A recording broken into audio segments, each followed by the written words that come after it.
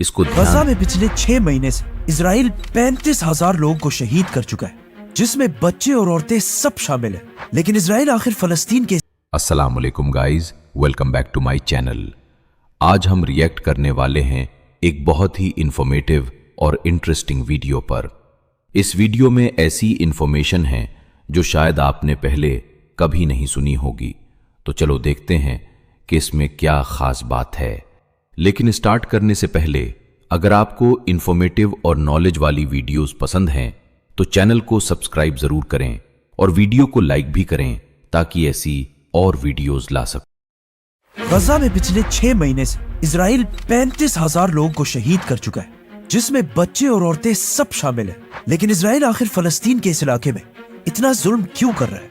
असल में यहूदियों की होली किताब तौरात में लिखा है कि एक दिन याकूब अलैहिस्सलाम, जिन्हें इजराइल के नाम से भी जाना जाता है, जो आज सारे यहूदियों के एंसेस्टर समझे जाते हैं, वो एक दिन फलस्तीन के इलाके में सफर कर रहे थे। तो रास्ते में एक रात वो रेस्ट करने के लिए एक पत्थर पर सर रख कर सो गए, जहां उन्होंने एक ख्वाब देखा। और इस ख्वाब को यहूदियों की हिस्ट्री में बहुत इंपॉर्टेंट रोल हासिल है। उन्होंने ख्वाब देखा कि जिस पत्थर पर वो सर रख कर सो रहे हैं, वहां पर जमीन से आसमान की तरफ एक लैडर, सीढ़ियां है, जिस पर बहुत सारे फरिश्ते बहुत तेजी से ऊपर और नीचे जा रहे हैं। याकूब अलैहिस्सलाम नींद से उठे और कहा कि यही इलाका अल्लाह का असल घर है और इसी इलाके से खुदा की तरफ पहुंचा जा सकता है।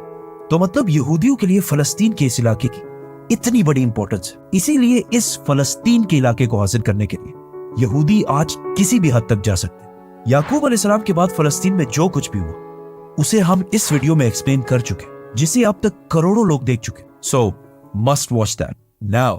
पुराने जमाने में इस पूरे इलाके को फलस्तीन कहा जाता था, लेकिन यहाँ इजराइल की रियासत कायम होने के बाद ये सारा इलाका इजराइल के पास है और सिर्फ इतने इलाके में मुसलमान रह गए। फलस्तीन में मुसलमानों के इलाके भी 2 हिस्सों में डिवाइडेड है, वेस्ट बैंक और ये छोटा सा इलाका गजा। फलस्तीन में मुसलमानों के इन दोनों इलाकों के आपस में कोई भी जमीनी कनेक्शन, रोड नहीं है और एक दूसरे से बहुत दूर होने की वजह से यहाँ की अवाम और गवर्नमेंट भी एक दूसरे से बहुत डिफरेंट है। मतलब इन दोनों इलाकों में एक नहीं बल्कि 2 गवर्नमेंट्स हैं। वेस्ट बैंक में PLO, जिसको काफी सेक्युलर गवर्नमेंट समझा जाता है, लेकिन गजा में गवर्नमेंट हमास के पास है, जिसे बहुत स्ट्रिक्ट समझा जाता है। फलस्तीन का इशू तो पिछले 75 साल से चलता आ रहा है और पिछले 75 साल से सारे मुस्लिम कंट्रीज की पोजीशन अब तक एक ही थी कि जब तक फलस्तीन को उसका हक ना मिले इजराइल को एक्सेप्ट नहीं करना। लेकिन आज से कुछ साल पहले यूएस के नए प्रेसिडेंट डोनाल्ड ट्रंप की हुकूमत में अमेरिका ने आहिस्ता आहिस्ता इजराइल को मुस्लिम कंट्रीज से एक्सेप्ट कराने की कोशिश की, जिसे इब्राहिमिक अकॉर्ड्स का नाम दिया गया। इब्राहिमिक इसलिए क्योंकि मुसलमान और यहूदी दोनों इब्राहिम अलैहिस्सलाम को एक सच्चा पैगंबर मानते हैं। अमेरिका के प्रेशर डालने के बाद अरब ममालिक ने अपनी पब्लिक के खिलाफ जाकर इजराइल को एक्सेप्ट करना शुरू कर दिया। तो सबसे पहले UAE, बहरीन, मोरक्को, ओमान, इन सारे अरब कंट्रीज ने इजराइल को एक्सेप्ट कर लिया और जो भी मुस्लिम कंट्री इजराइल को एक्सेप्ट कर लेती, अमेरिकन गवर्नमेंट ने उन्हें स्पेशल एड भी दिया। मतलब सूडान के इजराइल को रिकॉग्नाइज करने के बाद अमेरिका ने उन्हें $1.2 बिलियन का लोन दिया और उन्हें टेररिज्म एक्सपोर्ट करने वाले कंट्रीज के लिस्ट से भी हटा दिया। और मोरक्को के इजराइल को एक्सेप्ट करने के बाद अमेरिका ने मोरक्को की डिस्प्यूटेड इलाकों को भी एक्सेप्ट कर लिया, जिसके बाद आहिस्ता आहिस्ता सारी Muslim countries, Pakistan, Indonesia, Bangladesh, सब पर प्रेशर डाला गया कि वो भी इजराइल को एक्सेप्ट करें। कहीं से एक लॉबी तो आई थी कि जी इजराइल को रिकॉग्नाइज करें। और ऐसा लग रहा था कि दुनिया का सबसे बड़ा अरब मुल्क सऊदी अरब भी इजराइल को एक्सेप्ट करने ही वाला है, क्योंकि मोहम्मद बिन सलमान ने कहा था कि सऊदी के लिए इजराइल से ज्यादा ईरान खतरा है। और ये भी पॉसिबल था कि अगर सऊदी इजराइल को एक्सेप्ट कर लेता, उसके बाद बाकी सारी मुस्लिम कंट्रीज ने भी इजराइल को एक्सेप्ट कर लेना। इसके अलावा पिछले कई डेकेड्स इजराइल मुसलमानों के इलाकों में बहुत चालाकी से सेटलमेंट्स बना रहा था। मतलब बहुत ही चालाकी से यहूदियों को मुसलमानों के इलाकों में सेटल करा रहा था, ताकि फलस्तीन में यहूदी ज्यादा और मुसलमान कम हो जाए, जिसे यूनाइटेड नेशंस भी है और पूरी इंटरनेशनल कम्युनिटी बहुत इंपॉर्टेंट बार बार बिल्कुल इल्लीगल करार दे रही थी। लेकिन इस छोटे से इजराइल को दुनिया में कोई भी नहीं रोक सका।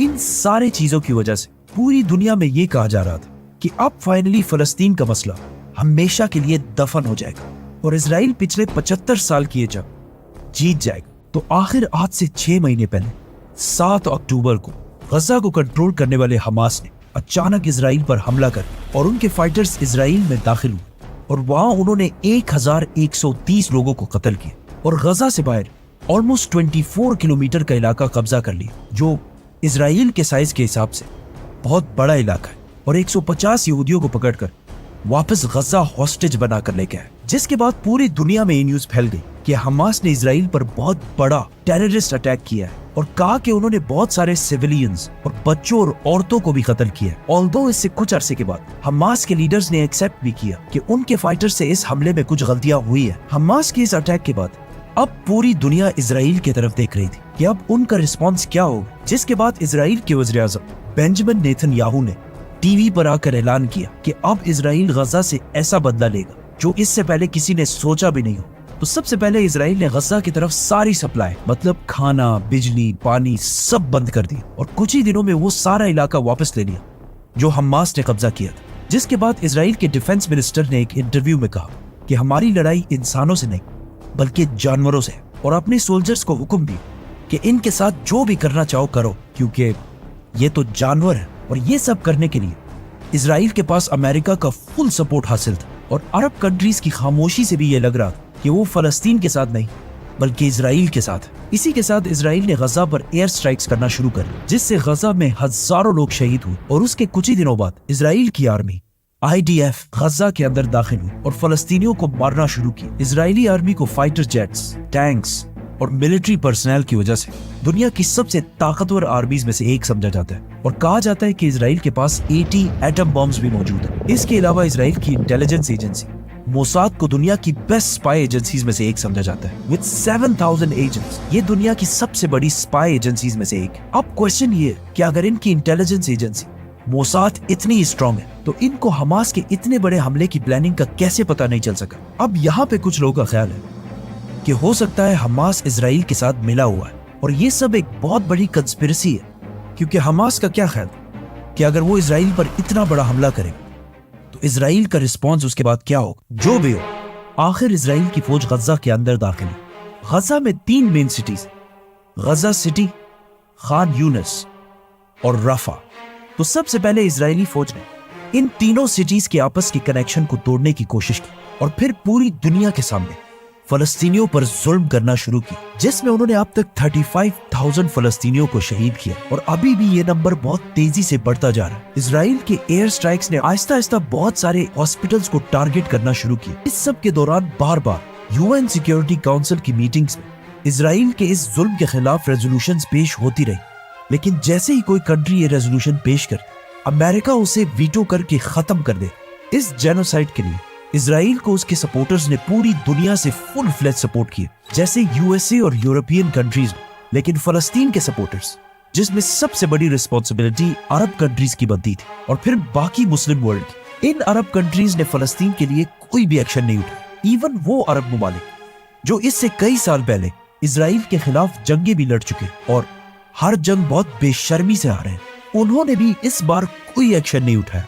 मीनवाइल जब सारे मुस्लिम कंट्रीज फलस्तीन के इस मसले को इग्नोर कर रहे थे, उसी टाइम दुनिया के सारे मुसलमानों ने इजराइल के खिलाफ खुद ही एक्शंस लेना शुरू कर दिए, और आहिस्ता आहिस्ता पूरी दुनिया में इजराइल के खिलाफ प्रोटेस्ट होना शुरू हुए। ACLED की रिपोर्ट के मुताबिक अब तक दुनिया में जितने भी प्रोटेस्ट हुए, उनमें से सिर्फ 14% इजराइल के हक में हुए, और दुनिया के बाकी 86% प्रोटेस्ट सिर्फ और सिर्फ फलस्तीन के हक में हुए।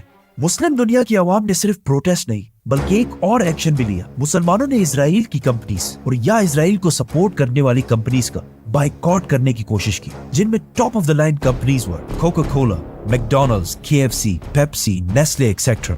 नाउ दुनिया में 57 मुस्लिम कंट्रीज और 2 बिलियन 200 करोड़ मुसलमान। अगर इतने सारे लोग किसी कंपनी का बाइकॉट करें तो होना तो ये चाहिए कि वो कंपनी बिल्कुल खत्म हो जाए। इस बाइकॉट से पहले तो इन कंपनीज को थोड़ा नुकसान हो, मतलब इनके सेल्स मुस्लिम वर्ल्ड में काफी हद तक मुझे लगता है और स्टॉक एक्सचेंज में लॉजिक है इन कंपनीज के शेयर प्राइस थोड़े से नीचे जाने लगे। अगर आप इसको सिंपल थोड़े से नीचे जाने के बाद तो इसका मतलब ये है कुछ ही अरसे में हर चीज दोबारा नॉर्मलाइज होने लगी, और इस बाइकॉट से या फिर इस पर कोई थोड़ी मेजर रिसर्च फर्क और नहीं होनी पड़ा। चाहिए। अब ऐसा क्यों हुआ?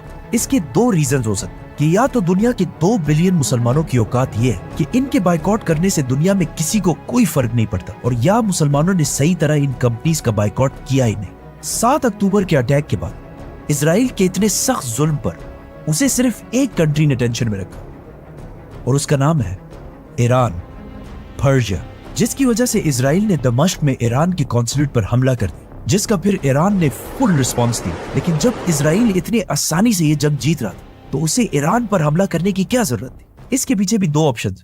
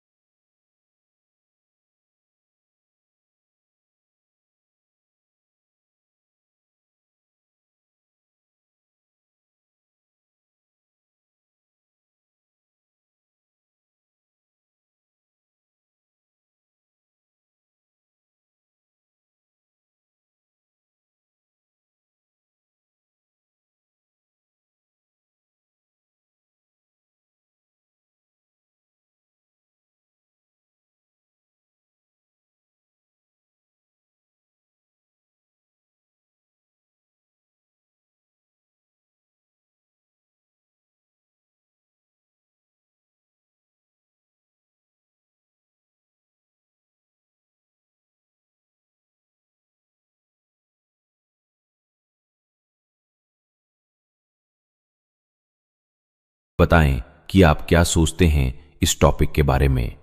तो गाइज, ये थी आज की इंफॉर्मेटिव वीडियो। मुझे पर्सनली इस वीडियो से काफी नई चीजें सीखने को मिली। आपको क्या लगा? क्या ये इंफॉर्मेशन यूजफुल थी या नहीं? कमेंट में जरूर बताना। और अगर ऐसी और इंफॉर्मेटिव रिएक्शन वीडियोस चाहते हैं तो चैनल को सब्सक्राइब कर लें। मिलते हैं नेक्स्ट वीडियो में। अल्लाह हाफिज।